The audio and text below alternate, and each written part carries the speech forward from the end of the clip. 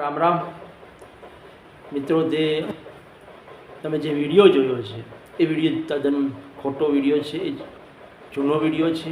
ઘણા લોકો video share કરતા હોય છે અને એ વિડીયો જે જૂનો વિડીયો આપણે ચૈતરભાઈ વસાવા આગળ કોઈ એમના ઉપર કોઈ કેસ થયો છે, જેલમાં ગયા છે, ત્યારે જેલમાંથી છૂટ્યા હતા એ ટાઈમનો વિડીયો છે. એ લગભગ 2-3 વર્ષ જેવું થઈ ગયું છે. એમના જૂના વિડીયા ઘણા જે યુટ્યુબરો છે, જે પત્રકારો છે, ખોટા વિડીયા મોકલે છે અને કહે છે કે ચૈતરભાઈ છૂટી ગયા, એમનું સ્વાગત કરી રહ્યા છે. એટલે જે પણ વિડીયો મોકલે છે ખોટા વિડીયો મત મોકલો.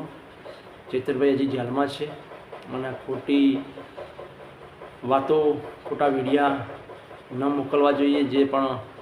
જે ચેનલોવાળા છે, જે પણ યુટ્યુબરવાળા છે, જે ખોટા વિડીયામાં જે હોય હકીકત, સાચી હકીકત આપો જનતાને. ખોટી હકીકત કેમ આપો છો? મારા પણ જો વિડીયો ગમે તે, પણ ખોટા વિડીયા નહીં હોય અમારી ચેનલ પર. તો મિત્રો, વિડીયો વધુ શેર કરજો. અને આવા વિડીયો ઘણા તમે કદાચ યુટ્યુબમાં જોયા હશે, જે આદિવાસી સમાજ જે ચૈતરભાઈ વસાવાનું સ્વાગત કરી રહી છે. હા હશે, એ વિડીયો સાચો છે કહેવાનો મતલબ, પણ એ વિડીયો ઘણા જૂનો છે અને ચૈતરભાઈ હજી જેલમાં છે, હજી કોઈ છૂટ્યા નથી. અને સરકાર તારીખ પર તારીખ આપી રહી છે, વકીલો આપી રહ્યા છે. અને આ તાનાશાહી સરકારે, તમને પણ ખબર છે કે જો આવા ધારાસભ્ય જે ચૈતરભાઈ વસાવા જે આદિવાસી સમાજમાંથી આવે છે, જો ધારાસભ્ય હોય, એમની સાથે લાખો હજારો લોકો એમની સાથે, જે આખું ગુજરાત સાથે છે, છતાં પણ આ લોકો એમને હેરાન પરેશાન કરી રહ્યા છે, તારીખ પર તારીખ આપી રહ્યા છે. એમને કુદરત માફ નહીં કરે. અને આ ખોટું, તદ્દન ખોટું છે, તદ્દન ખોટો કેસ કર્યો છે ચૈતરભાઈ વસાવા ઉપર અને એમને જેલમાં રાખ્યા છે. તો પહેલાં 5 તારીખ આપી, એના પછી 9 તારીખ આપી, પછી 13 તારીખ આપી, પાછી 28 તારીખની સુનાવણી છે. હજી છોડવાનું કોઈ નક્કી નથી આ લોકોનું. અને એમાં ઉગ્ર આંદોલન થશે. ચૈતરભાઈ વસાવાને જો 28 તારીખે નહીં છોડે તો આદિવાસી સમાજ પ્લસ બીજી સમાજ પણ આમાં આંદોલન મોટું થશે અને થવું જોઈએ. જ્યાં ખોટી રીતના નેતાઓને ફસાવે છે.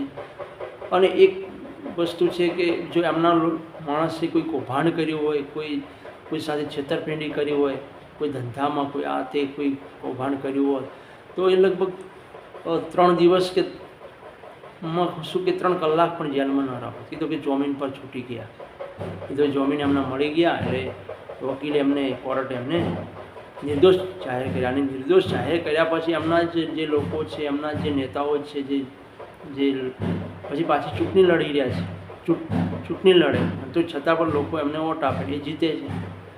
એટલે આવી તાનાશાહી સરકાર, આવું ખોટું ચાલી રહ્યું છે. એટલે દરેક લોકોને અપીલ કરું છું કે દરેક લોકો જાગૃત બનો અને 2027માં ભારતીય જનતા પાર્ટી જે તાનાશાહી સરકાર જે ખોટું કરી રહી છે, જે આખી ગુજરાતને હેરાન પરેશાન કરી રહી છે, શોષણ કરી રહી છે, એમને ભગાડો.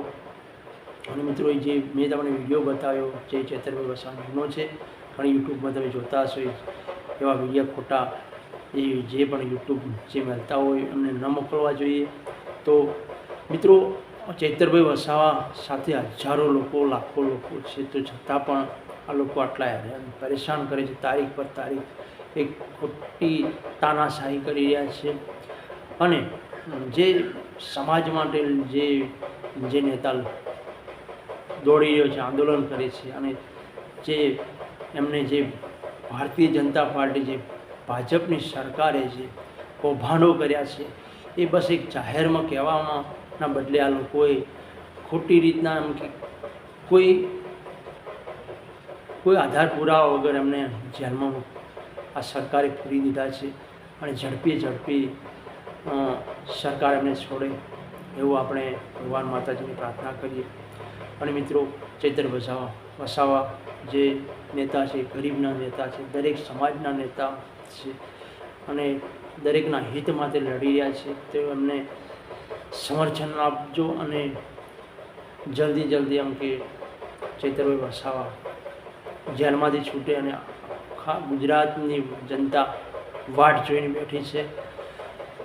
તો મિત્રો, વિડીયો વધુ શેર કરજો અને અમારી ચેનલમાં નવા મિત્રો આવે ચેનલને સબસ્ક્રાઈબ કરજો. અમારી ચેનલ આવકાર ક્લિપમાં ચેનલને સબસ્ક્રાઈબ કરવાનું ભૂલતા નહીં. અને અમારી એક બીજી ચેનલ છે તે આવકાર ચેનલ. આપણા પણ જે પણ અમારી આવકાર ચેનલમાં જે સાચા સચોટ જે રિપોર્ટ હોય છે જનતા સમક્ષ આપણે રજૂ કરીએ છીએ. કોઈ ખોટી વાત આપણે કરતા નથી. જે સાચી હકીકત હોય, જે જનતાનું કોઈ શોષણ કરતો હોય નેતા, એના વિશે આપણે વિડીયો મોકલીએ છીએ. રાજકારણના વિડીયો મોકલીએ છીએ. આમાં પણ આવશે. તો વિડીયો વધુ શેર કરજો અને અમારી ચેનલ નવા મિત્રોએ ચેનલને સબસ્ક્રાઈબ કરજો. જય માતાજી, જય જોહર, જય આદિવાસી સમાજ, જય ચૈતરભાઈ વસાવાની જીત થાય. કોમેન્ટમાં અવશ્ય લખજો જય ચૈતરભાઈ વસાવાના. જય હો, જય માતાજી.